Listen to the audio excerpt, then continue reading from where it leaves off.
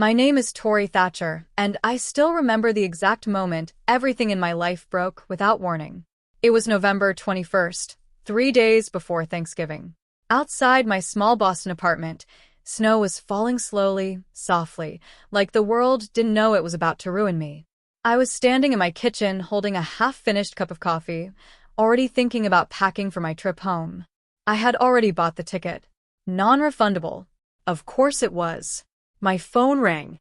Mom. I smiled before I even answered. Hey, Mom. But her voice cut through mine instantly. Flat. Cold. Final. Don't come home this year. I blinked. For a second, I actually thought I misheard her. What? A pause. Then she added the words that didn't even sound real at first. Victoria doesn't want drama. That was it. No explanation. No apology. No hesitation. Just a sentence that erased me from my own family. I stood completely still, my fingers tightening around the phone. Mom, I already bought my ticket. Then get a refund, she said immediately. Like it was nothing. Like I was nothing. My throat went dry. What drama are you even talking about? I haven't done anything to her. Her voice sharpened instantly. You always do something, Tori. You always make things about yourself. I felt my chest tighten. I just asked why I wasn't invited to her baby shower last year. That's it. A cold laugh on the other end. And that's exactly what I mean. Drama. Silence hit between us. Then she said it again, slower this time, like she wanted it to cut deeper. Don't come home. And the call ended. No goodbye. Just silence. I stood there for a long time, staring at my phone like it had betrayed me. Outside, snow kept falling like nothing had changed. But everything had. Because in that one conversation, I realized something I had spent my entire life refusing to see. I wasn't being uninvited to Thanksgiving. I was being uninvited from my own family. My mind started replaying memories I had buried for years.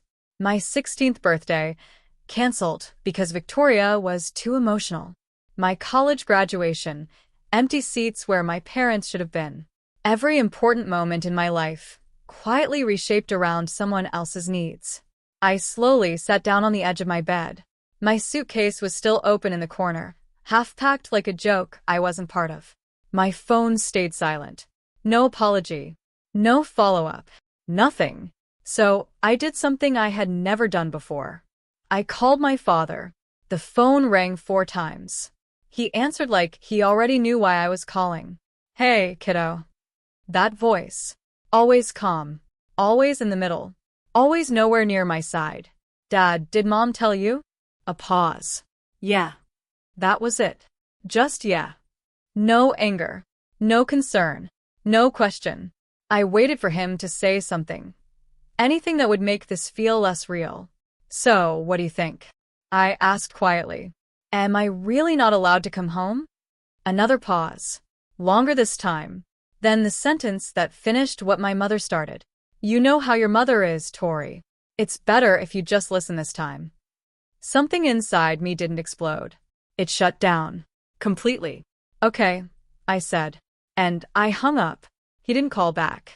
I sat there as the sky outside darkened, the snow turning heavier, the city lights blurring into soft streaks through my window. And for the first time in my life, I understood something painful and clear. I had spent 27 years trying to earn a place in a family that had already decided I didn't belong. And maybe I was done trying. Outside, Boston kept moving. Inside me, something finally stopped asking for permission to exist. I didn't sleep that night. I just sat by the window, watching Boston move without me. Cars passing, lights blinking, people living lives that didn't suddenly fall apart over a single phone call.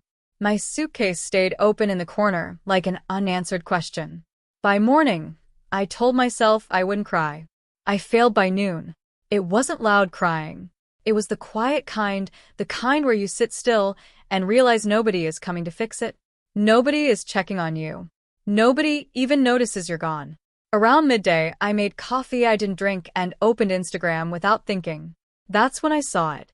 Victoria's post. A perfect Thanksgiving table. Golden food. Smiling faces. My mother. My father. Victoria's husband, her child in a little turkey sweater, and the caption, "So grateful for my family. These are the people who matter most." I stared at it for a long time, counting chairs. 1, 2, 3, 4, 5. No empty space. Not even a fake one. Not even a lie pretending I existed. Just a clean, polished version of a family I was not part of. I closed the app. My hands were shaking. For a moment, I thought I would stay in bed all day, disappear into the walls, and let the holiday pass like I never existed. But something inside me refused. Not anger, not sadness. Something sharper. Clarity. If I stayed here, I would become exactly what they already believed I was. Invisible. And I wasn't going to let that be the ending. I grabbed my coat. Boston was cold that afternoon. The kind of cold that bites through your thoughts. I walked without direction until I found myself near Harborview Grill, a warm-lit restaurant glowing against the gray streets, full of noise and life and people who clearly belonged somewhere. Inside, it was everything I wasn't. Laughter. Clinking glasses. Families leaning into each other like it was the most natural thing in the world. The hostess looked at me. "Just one." I nodded. She led me to a small table tucked in the corner, near a large family that had pushed multiple tables together. They filled the space easily, grandparents, parents, kids, voices overlapping, food being passed around without effort. It felt like watching something I had never been taught. Family. Real, effortless, unbroken. I tried not to look. Failed. A woman at the next table noticed me staring too long. Not judgmental, just observant. She smiled slightly, then looked away like she understood something I hadn't said out loud. I looked down at my menu, but I wasn't reading it. I was thinking about every Thanksgiving I had spent trying to earn a seat at a table I was never meant to sit at. About every time I shrank myself smaller just to avoid being called too much.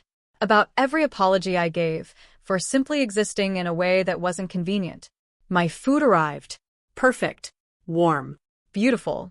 I couldn't taste it. My throat tightened. And then it hit me, not all at once, but slowly, like something cracking under pressure. I had been replaced long before this Thanksgiving. Not just physically. Emotionally. Structurally. There was no version of me that fit into the life they chose without me. And I had spent years trying to become smaller inside a space that was never designed for me. My chest hurt. I pressed my napkin to my face quickly, trying to hide it. But a voice broke through anyway. "Are you okay?" I froze. Looked up. The woman from the next table was standing there. Older. Calm. Warm eyes. "I'm fine." I lied automatically. She raised an eyebrow slightly. "People don't usually cry into napkins over allergies." A weak laugh escaped me before I could stop it. She smiled gently. "I'm Eleanor." I hesitated. "Tori." She glanced at her family, then back at me. "No one should eat alone on Thanksgiving," she said simply. My instinct was immediate. "No, I couldn't intrude." "You're not intruding," she interrupted softly. "I'm inviting you." Something in her voice didn't leave room for argument. I looked at my table. Small. Empty. Familiar in the worst way. Then I looked at hers. Loud. Warm. Alive. And for the first time that day, I stood up. "Before she led me over, I want to ask you something. If you've ever felt like the extra person in your own family, have you ever been ignored or left out like this? Write in the comments. And if this story is hitting you, subscribe so you don't miss what happens next." Eleanor smiled like she already knew I'd say yes. "Good," she said. "Come meet your temporary chaos." And I followed her. I followed Eleanor like I was walking into a life I didn't belong in, and maybe that's exactly what I needed. Her family table was louder up close. Not chaotic in a bad way, just alive in a way I wasn't used to. Plates were being passed around, someone was laughing mid-sentence, a kid dropped a fork, and nobody even reacted like it was a problem. Eleanor placed a hand on my shoulder gently. "Everyone, this is Tori," she said like it was the most normal introduction in the world. "She's joining us." For a second, there was a pause. Not awkward. Just curious. Then a man at the head of the table smiled warmly. I'm Richard, he said, standing up and offering his hand. Welcome. I shook it slowly. I'm sorry, I didn't mean to intrude. You didn't, he interrupted kindly. You were invited. That's different. That sentence hit something deep in me. Something I didn't realize was even still sensitive. People here weren't looking at me like I was a problem to solve. They were looking at me like I was just a person. A woman leaned forward with a soft smile.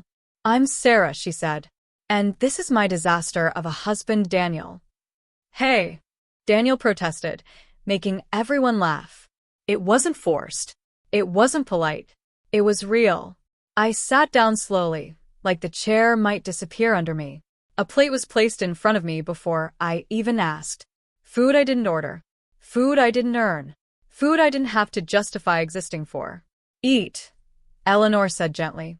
You've been crying. That requires fuel. I let out a small laugh before I could stop myself. A kid across the table stared at me openly. Why were you crying? She asked bluntly. Emma, Sarah scolded lightly. Don't. It's okay, I said quickly. I hesitated, because the truth felt too heavy for strangers. But something about this table made it feel safer than my own life ever had. My family told me not to come home for Thanksgiving, I said quietly.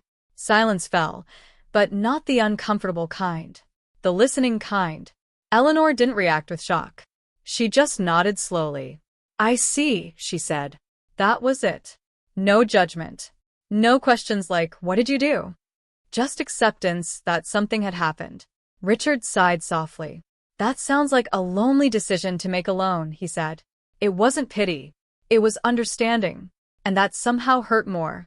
Because I realized I had never been understood like this by the people who were supposed to know me best. The meal continued. Somehow. Slowly. Naturally. A plate was passed to me. A glass was refilled without asking. Someone joked about Thanksgiving turkey being dry enough to qualify as a weapon, and I laughed before I even realized it. It was small, but it was real. Across the table, a younger man, maybe my age, kept glancing at me between conversations. Not staring, just noticing. When our eyes met, he gave a slight smile. I looked away too fast, but my heart still reacted. After dinner, while the family drifted into smaller conversations, Eleanor leaned closer to me. Do you want to know something? She asked. I nodded. I've been a family lawyer for 30 years, she said calmly. I blinked. That wasn't what I expected. I've seen families break in every possible way, she continued. And I've learned something very consistent. What's that? I asked quietly. The people who get labeled dramatic are usually just the ones asking to be treated fairly. I froze slightly. She placed a hand over mine. You're not the problem, Tori. Something in my chest tightened instantly. Not pain this time. Something worse. Relief. Because I didn't realize how badly I needed someone to say that out loud. Across the table, someone called for dessert. Pie was being cut. Coffee poured. And for the first time all day, I didn't feel like I was sitting outside my own life. I felt included in one. When I stood to leave later, Richard insisted on paying. I can't let you, I started. You're not letting us, he said simply. We're choosing it. Choosing. That word again. It stayed with me longer than anything else. At the door, Eleanor pressed a small card into my hand. If you ever need a place to land, she said, you call me. I looked down. Her name. A number. An address. Real. Not symbolic. Not polite. Real. You don't even know me, I said quietly. Eleanor smiled. I know enough, she said. You were alone on Thanksgiving. That's enough for me. I stepped out into the cold Boston air, holding that card like it weighed more than paper should. Behind me, their laughter continued inside the restaurant. Warm. Unbroken. Alive. And for the first time in a long time, I wondered something I had never allowed myself to ask before. What if family wasn't something you survived, but something you found? I didn't call Eleanor the next day. Not because I didn't want to. Because I didn't trust myself to be included in something that easily again. That Thanksgiving night replayed in my head over and over, The laughter, the warmth, the way someone simply placed food in front of me like I belonged there without having to earn it. It felt unreal compared to the silence I usually lived in. 2 days passed. Then 3. On the 4th day, my phone rang. Unknown number. I almost didn't pick up. Hello. Hi, Tori, a warm voice said. It's Eleanor. Just hearing her name made something in my chest loosen slightly. Oh, hi, I said quickly. I didn't expect you to call. There was a soft chuckle on the other end. I told you I would check on you. I didn't know how to respond to that. People didn't usually keep promises like that in my life. I just wanted to make sure you're okay, she continued gently. I'm fine, I said automatically. A pause. Not judgmental. Just knowing. You don't sound fine, she said kindly. And that was enough to break my rehearsed answer. So, I told her the truth. Not everything. Just enough. That I was used to being the one left out. That I was used to pretending it didn't hurt. That I didn't know what to do with kindness when it wasn't followed by conditions. She listened without interrupting. When I finished, she said something I didn't expect. Come for Sunday dinner. I hesitated instantly. I don't want to impose again. You won't, she said firmly, still gentle but final. You were invited once. You're invited again. Something about the way she said it didn't leave space for escape. So I went. That Sunday, I stood outside a beautiful old house in Brookline for 5 full minutes before I could knock. Every instinct in me said I didn't belong there. Every memory in me said I would be forgotten again anyway. The door opened before I could overthink it. Eleanor smiled like I had never been gone. There you are, she said softly. We saved you a seat. And just like that, I was inside again. Richard greeted me like an old friend. Glad you came back, he said, shaking my hand firmly. Means you trust us a little. I'm trying, I admitted quietly. Good, he smiled. We're patient people. Dinner that night felt different. Not perfect. Real. There were awkward pauses. Small questions. Moments where I didn't know where to place my hands. But nobody rushed me. Nobody corrected me. Nobody told me I was too much. And slowly, I stopped feeling like I had to disappear. Across the table, I noticed him again. Marcus, the man from Thanksgiving. He gave me a small nod when our eyes met. Hi again, he said later when he passed me the bread. Hi, I replied a little too quickly. He smiled slightly. You survived round 2. I let out a short laugh. Barely. That made him laugh too. And something about that simple exchange stayed with me longer than it should have. After dinner, while dishes were being cleared, Eleanor sat beside me. So, she said casually, how does it feel being around people who don't make you earn your seat? I looked down at my hands. Confusing, I admitted. Like I'm waiting for something bad to happen. Eleanor nodded slowly. That's normal, she said. When you've been trained to expect rejection, safety feels suspicious at first. Her words landed quietly, but deeply. Like they already knew where to settle. On the way out, Marcus held the door open for me. You coming back next week? He asked. I hesitated.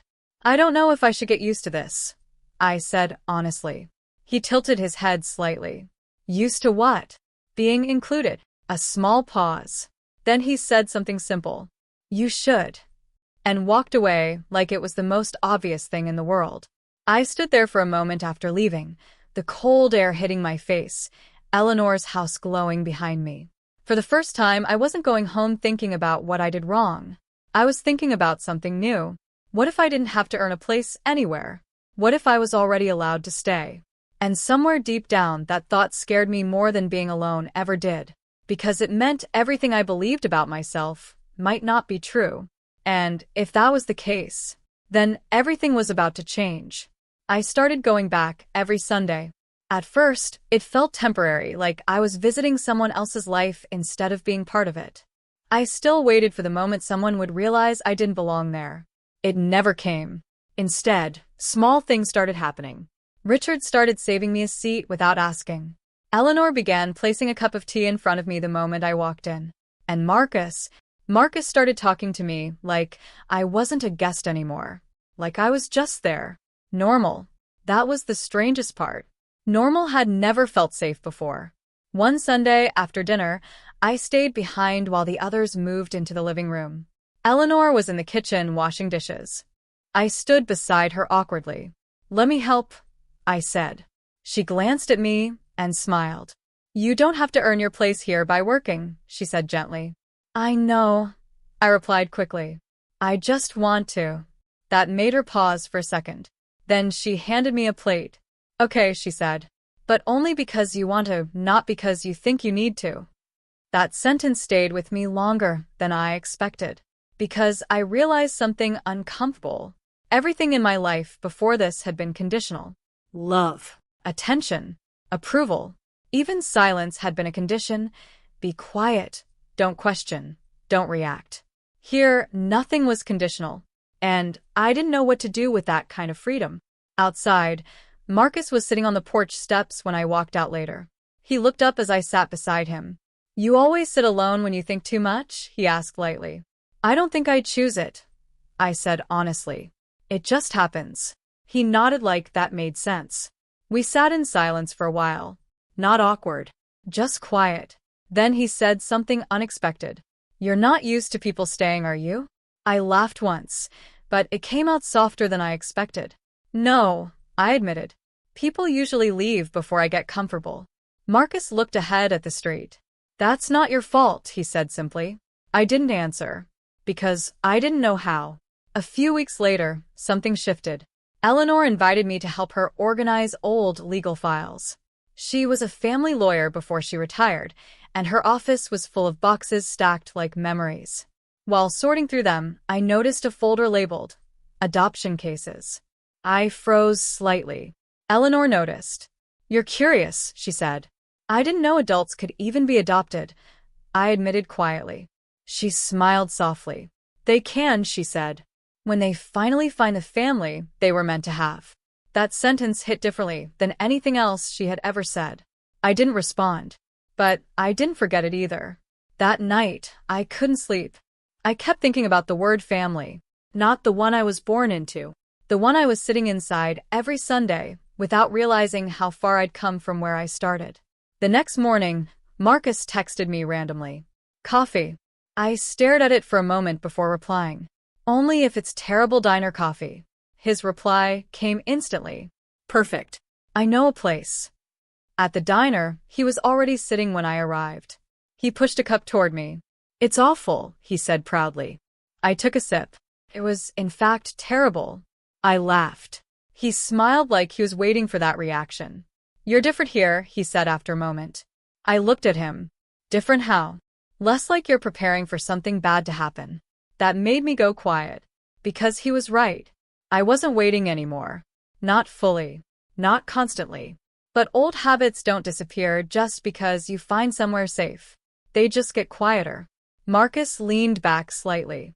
"Can I ask you something?" he said. "Depends. Do you ever think about your family?"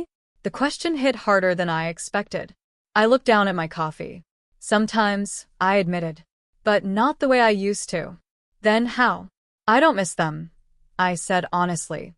"I miss the idea of them." That made him nod slowly, like he understood more than he said. We sat there for a while after that. No pressure. No urgency. Just time passing without punishment attached to it. And for the first time in my life, that felt enough. But I didn't know yet that things were about to shift again. Because people like my old family don't just disappear quietly. And people like Eleanor don't just offer love without eventually making it permanent. Something was coming. I just didn't know it was already being prepared for me. Things changed the day Eleanor didn't just invite me for Sunday dinner. She asked me to come early. "I want to show you something," she said on the phone, her voice calm but different, like she had already decided something important. When I arrived at her house, the atmosphere felt focused. Not tense. Intentional. Richard was in the living room reading through papers. Marcus was leaning against the wall, unusually quiet. And Eleanor was waiting at the table with a folder in front of her. "Sit," she said gently. I did. My stomach tightened slightly, even though no one looked upset. Eleanor opened the folder. Inside were documents. Legal papers. My name appeared on several pages. I've been thinking, she said carefully, about something we discussed a while ago. I glanced at Marcus, confused. He wasn't surprised. That made my heart beat faster. Eleanor slid one document forward. Adult adoption, she said. The room went completely still. I stared at her. What? Richard spoke softly. It's not something we're pushing, he said. It's something we're offering. My throat felt tight. I don't understand, I said. Why would you do that? Eleanor leaned forward slightly. Because family isn't always what you're given, she said. Sometimes it's what you choose. And sometimes it's what chooses you back. My hands went cold. This is real? I asked. Yes, Marcus said quietly. It's real. I looked at him. You knew about this? He nodded once. I didn't want to pressure you, he said. But I also didn't want you to think this was temporary. That word hit harder than anything else. Temporary. Because that was what my entire life had trained me to expect. People stay until it gets inconvenient. Then they leave. Eleanor's voice softened. You don't have to decide today, she said. But I want you to understand something. I looked at her. You're already ours, she said gently. Paper doesn't create that. It just recognizes it. Silence filled the room. I didn't know what to say. Because no one had ever offered me permanence before. Not once. Not even the people who were supposed to. I stood up slowly. I need a minute, I said quietly. No one stopped me. I walked outside into the backyard. The air was cool. The sky was gray. Everything felt too real. My chest was tight in a way I couldn't name. Because this wasn't rejection. This was the opposite. And somehow, it hurt more. Marcus followed me a few minutes later. He didn't come too close. Just stood beside me. You're scared, he said simply. I laughed softly, shaking my head. That obvious? He nodded. Yeah. I looked at the ground. I don't know how to be someone's forever, I admitted. A pause. Then he said something that stayed with me. You don't have to earn forever, he said. It's either offered or it isn't. I didn't answer. Because I didn't have one. Later that night, I went home with the folder still in my mind. I didn't sleep again. I kept thinking about my biological family. About how easily they had erased me. About how quickly I became optional. And then I thought about Eleanor's words. You're already ours. For the first time, I realized something terrifying and healing at the same time. I wasn't being asked to fight for place anymore. I was being offered one. And I didn't know what kind of person I would have to become to accept it. But deep down, a part of me already knew the answer. I just wasn't ready to say it out loud yet. The decision didn't come all at once. It came quietly, like most life-changing things do. A week after Eleanor showed me the adoption papers, I sat alone in my apartment holding my phone, staring at a message I had typed and deleted more than 10 times. My biological family hadn't reached out. Not a single apology. Not a single real explanation. Just silence, like they had simply moved on from me the way you move on from something you don't need anymore. And strangely, it didn't hurt the same way anymore. It felt final. I stood up, walked to my desk, and picked up the folder Eleanor had given me. My hands weren't shaking this time. That surprised me, because for years I thought I needed my biological family to define who I was. But now I was starting to understand something different. They didn't define me. They only abandoned me. Eleanor's words echoed in my mind. You're already ours. That wasn't a question. It was a truth waiting for me to accept it. That Sunday, I went to their house early again. No hesitation this time. No overthinking. When I walked in, Eleanor looked up from the kitchen and smiled like she already knew. You're ready? She asked softly. I nodded. Yes. Richard put down his newspaper. Marcus stood up slowly, watching me carefully. I sat at the table. I want to do it, I said. Silence filled the room. But this time it wasn't heavy. It was warm. Eleanor reached across and took my hand. Then we'll do it properly, she said. Marcus exhaled like he had been holding his breath for months. Richard smiled quietly. Welcome home, he said. And for the first time in my life, I didn't feel like I was asking for a place. I felt like I already had one. Months later, Everything that used to feel impossible became normal. Family dinners. Laughter that didn't feel forced. A life where I wasn't waiting to be replaced. Then came the wedding. Not just mine, but the moment I had spent my whole life unknowingly building toward. As I stood at the altar, looking at Marcus, I didn't think about the people who left. I thought about the people who stayed. Eleanor and Richard in the front row. The family that chose me. Not once, but every single day after. And when I looked around the room, I finally understood something simple. Family isn't about who raised you. It's about who refuses to let you stand alone. Later that night, as everything settled, I sat outside with Marcus. The world was quiet, peaceful. He looked at me and said softly, "You ever think about going back?" I shook my head. "No," I said. "I already came home. And I meant it. Because home isn't where you're born. It's where you're finally chosen." If this story hit you even a little, backhand index pointing right, subscribe for more emotional revenge plus real-life transformation stories. Backhand index pointing right and comment below.